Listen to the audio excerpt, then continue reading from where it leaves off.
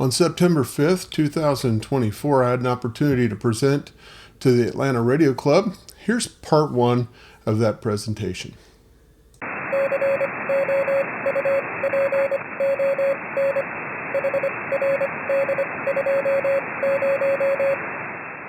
I'm Mike, Whiskey Alpha 9, Papa India Echo with HRD Radio Deluxe. If you find this video useful, give it a thumbs up. Don't forget to subscribe and click the notification bell. Well, I'm Mike Carper, and I'm with HRD Radio Deluxe, or HRD Software. And first thing is, I want to thank you for having me. I enjoy doing presentations, and they've become a lot more popular since COVID because everyone has kind of figured it out with regards to having online meetings and the like. So it's been I get to do it a lot more often. It makes it fun because I enjoy the dialogue. I'm going to talk a little bit about HRD Radio Deluxe, but I'm really, interested in what you guys are interested in and what you guys would like to hear about. But I wanted to thank you, and for those of you who are our customer, thank you. And then, for those of you that aren't, maybe we'll have an opportunity to convert you. I tell people there's really only two kinds of ham radio operators, the ones that use HRD Radio Deluxe and the ones that don't use it yet. I want to talk about HRD Alert and the DX cluster, but I first want to explain what you're going to look at. So for all the DXers in the audience, when we use visual indicators in HRD, and so I didn't want to just rely on colors because some people have color blindness issues. So they're colors and they're symbols, but I'll refer to them by their color. If you see something that's red, it means you've not worked it. And when I say it could be a country, DXCC country. It could be a state, county, grid, zone, iota, whatever. I mean, if you see it and it's red, and I'll show you some examples, then it means you've not worked it on that particular band or mode. And then if you've worked it but you've not confirmed it, it'll be yellow. And then if you've worked it and confirmed it, it'll be green. So the feature in HRD Alert, or the feature of HRD Alert, was intended to take decodes out of your FT8 program, WSJTX or JTDX, and display them on the screen, showing you whether or not you need the country, zone, state, provinces, counties, and all the things that I mentioned earlier. This provides you with visual alerts, audible alerts, and if you want, you can have it send a text message to your phone. I've found this quite useful, by the way, because there have been days where I've been in the office in my day job and something pops up that says, this new country that I needed for a new band country is on the air, and I find a good excuse to go have a lunch in my mobile and add them to the log.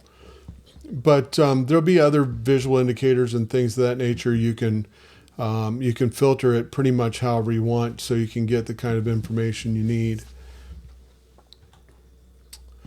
Since we put this in, just for my results, by the way, because we put this together in early 2022, and as I started testing it, I went from about 2,000 DXCC band countries, or I call them challenge points, to 2,400. So I gained about 400 in about 12 months, which when you get above 2,000, it gets a lot harder. And now I'm at 2,610, and it's all by way of, yes, I'm working FT8, but I'm also getting this information that shows me what I need. I've also won the 5th call area certificate for CQDX Marathon the last 2 years. I'm expecting to win it again this year. But the majority of my QSOs have been made using WSJTX with FT8 primarily, but I'll go to whatever band or mode I need to go to get a new one in the log. Okay, so this is Logbook, and right now I have HRD Alert displayed. That's what this thing is down here in the bottom half of the screen. I'll bring over WSJTX just for a moment so you can see that, you know, when WSJTX displays the decodes, they immediately go into HRD Alert, as we'll see right now. And then HRD Alert will go through your log in 500 milliseconds or less for 100% of all these decodes and find out whether or not you need it for a new country, a new grid, a new county, state, zones, and so on. I don't have everything displayed here. Some people will say, well, you know, that's pretty busy. Yeah, it's busy. There's a lot of stuff here, but if you only care about DXCC, for example, you can just go and change the layout. You can remove or add whatever columns you want or don't want and kind of pare it down so it's not so much stuff on the screen. But once you get used to it and you realize that I'm really looking for the red things here, it makes it a whole lot easier. Just to give you an idea, I mean, in my log, this is my DXCC.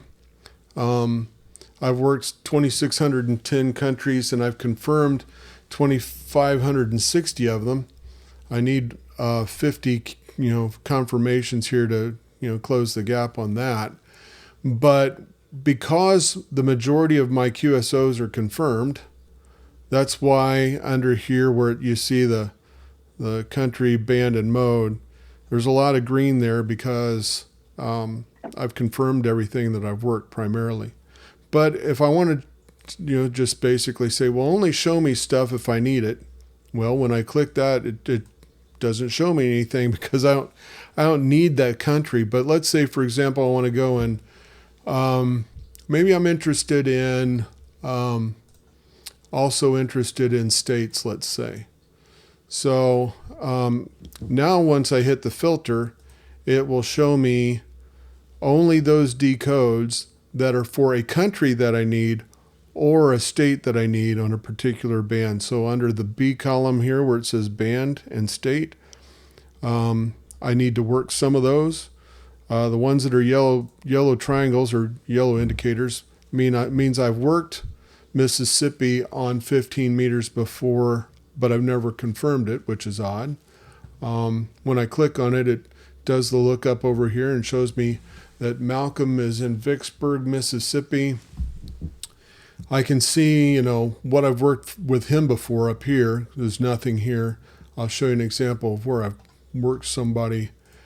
Because if there's over here like this B4 button, I can see that I've worked him B4 on this band and mode. So that'll show up there. And so I know that I don't need to work him again on that band or mode. I might want to do that if it's a different band or mode. If I go and double click this one, like I just did, I'm going to drag WSJTX over here and we can see that it's already starting to transmit because all I did was double click on the row that I wanted to work. I'm going to drag this out of the way. Essentially, I don't even need to have WSJTX in front of me. All I need to have is this. So it's going to transmit, and we'll see here in a minute if he didn't answer. So I'm going to go and call somebody else here and see if that works out. So that's what's going on there. And let me just real quickly make sure that, I'm transmitting, so that's good. Same thing about the DX cluster. And you can see I've pared down the DX cluster. I don't have as many columns shown here. If I hit the filter and turn that filter on, I can see some. I'm not so interested in the states over here, so I'm going to make sure that's flipped off. Dun, da, da.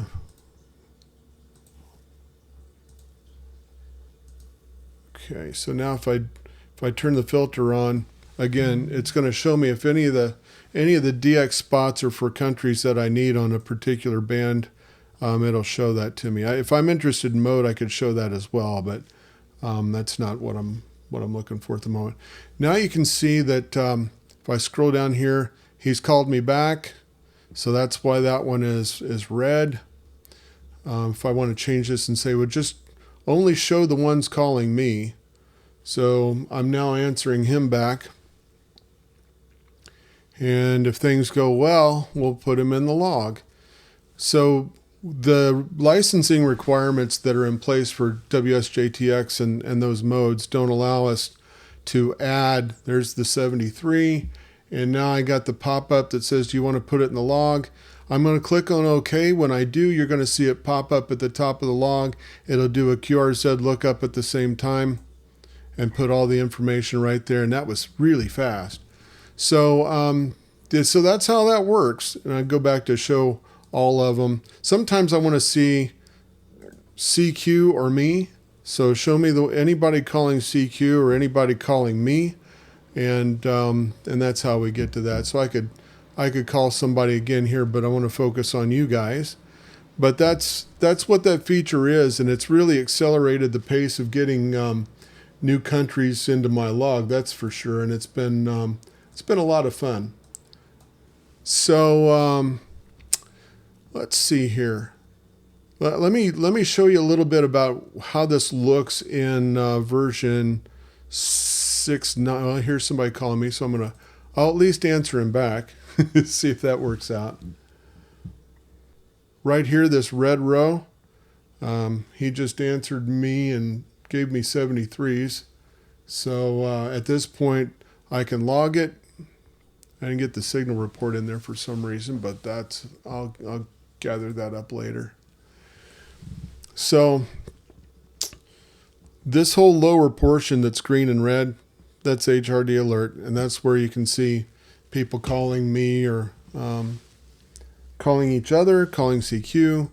I'm going to drop this down and show all the decodes. And along the way, you can see, basically whether or not, like I said, you need that particular station. It's all figured out within the log.